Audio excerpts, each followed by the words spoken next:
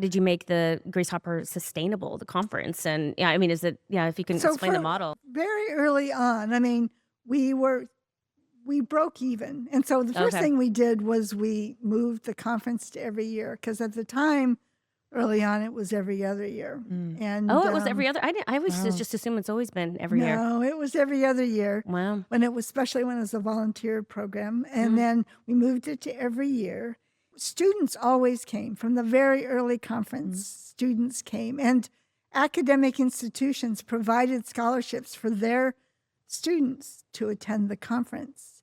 And so the companies who originally supported us because they were being altruistic about having more women started to recognize that it was a great place to recruit. Wow. And so they started to recruit initially pretty informally, but then as the conference grew, it became much more part of their recruiting strategy. And they sent both their recruiters, but the best companies who were successful in recruiting also started sending more of the women who worked in their companies.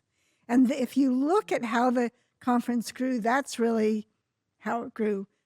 More and more academic institutions sent their students.